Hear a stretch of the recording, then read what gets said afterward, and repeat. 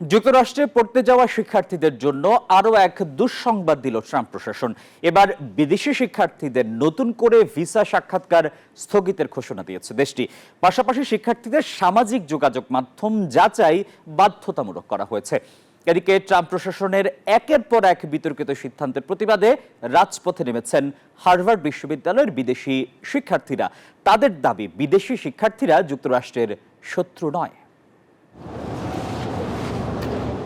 যুক্তরাষ্ট্রে পড়তে প্রতি বছর বিশ্বের বিভিন্ন দেশ থেকে হাজার হাজার শিক্ষার্থী পাড়ি দেন।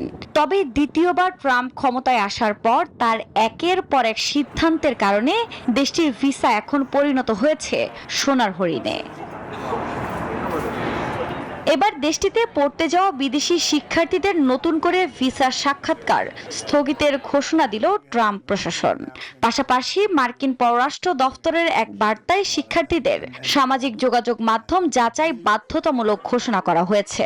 এতে খতিয়ে দেখা হবে সেখানে যুক্তরাষ্ট্রের জাতীয় নিরাপত্তার জন্য হুমকি স্বরূপ কিছু রয়েছে কিনা। যদিও দেশটির পররাষ্ট্র দপ্তর এখনো এই বিষয়ে আনুষ্ঠানিকভাবে কিছুই জানায়নি।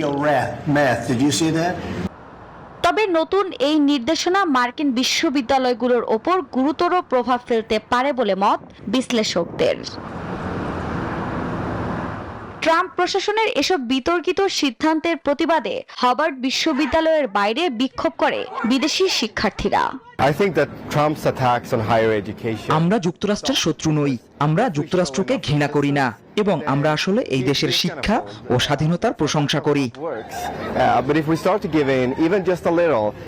2023-24 সালে যুক্তরাষ্ট্রে 10 লাখের বেশি বিদেশি শিক্ষার্থী পড়াশোনা করেছেন, যা ভূমিকা রেখেছে সেদেশের অর্থনীতিতেও। নতুন এই ভিসা স্থগিতাদেশ সেক্ষেত্রে প্রতিবন্ধকতা তৈরি করবে বলে মত বিশ্লেষকদের। আফরিন মৌ, নিউজ 24।